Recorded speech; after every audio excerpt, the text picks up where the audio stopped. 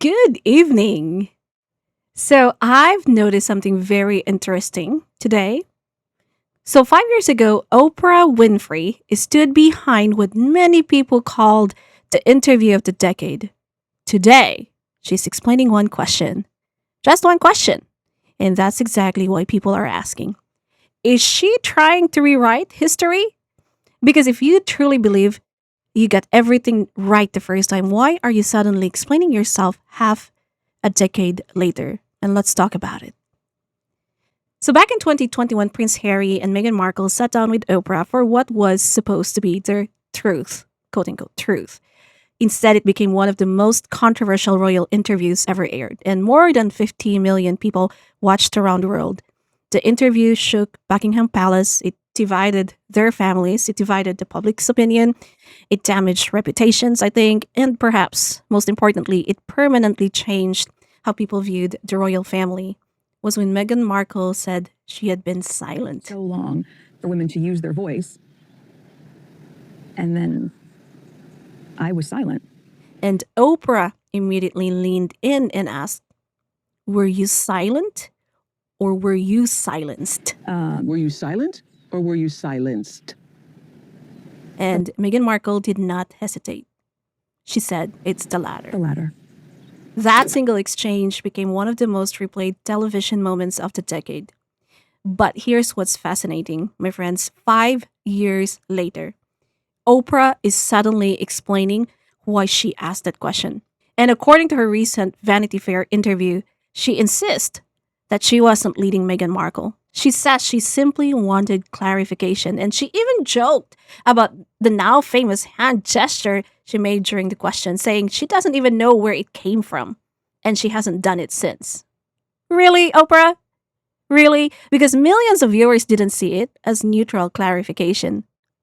I saw it.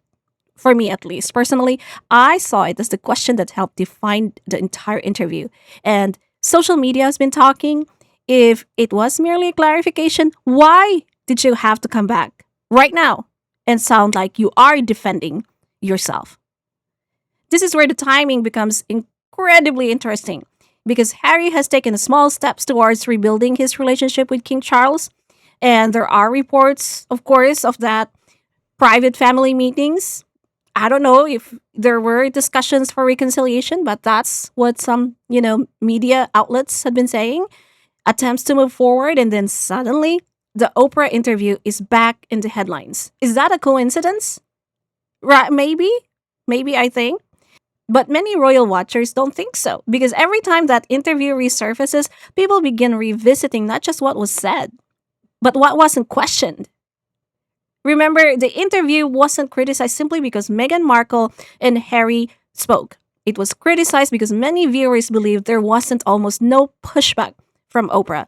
And several claims made during the interview were later disputed, clarified, or shown to be more complicated than originally presented.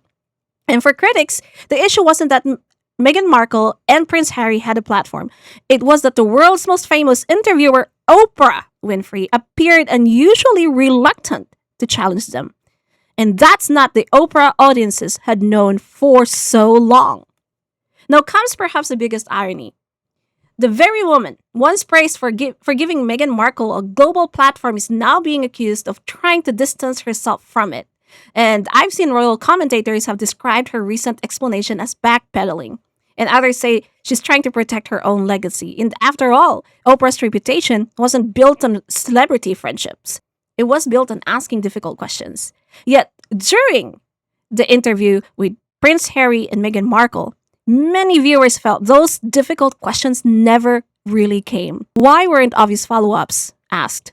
Why weren't inconsistencies challenged? And why were emotional claims accepted without immediate scrutiny? And those questions have lingered for years, and Oprah's latest comments have only revived them. And Link Lauren, I really love him. He went even farther. He claimed Oprah eventually realized that she was played by Meghan Markle. He described Meghan Markle as someone who used Oprah's credibility to reshape public opinion. Many royal supporters point to something Queen Elizabeth, of course, said shortly after the interview. And those four famous words, recollections, may vary. And at the time, some dismissed it as a polite royal response, but years and years later, many believe those four words have aged remarkably well because as more information has emerged over the years, public opinion has shifted. And polling in both UK and parts of the United States has shown changing attitudes towards Prince Harry and Meghan Markle compared with the immediate aftermath of the interview. For many royal supporters, the interview now represents less of a courageous tell all and more of a cautionary tale of celebrity media. And then, of course, there's Prince Harry. And remember what he said during the interview that he is doing this for his family? And at the time, he argued that speaking publicly was necessary for Meghan Markle, his son, and his own mental health. And fast forward 5 years after, Harry now appears to be trying to repair relationships with the very family he publicly criticized. That doesn't erase his reasons for speaking out, but it does raise obvious questions. If reconciliation is now the goal, did the Oprah interview ultimately help or made that journey much, much harder for Harry? And let's not forget about Meghan Markle. The interview dramatically reshaped her public image in 2021. The supporters said she was brave, but to critics, and so many critics, she was exploiting a global platform. And 5 years later, those same divisions remain, perhaps even stronger than before.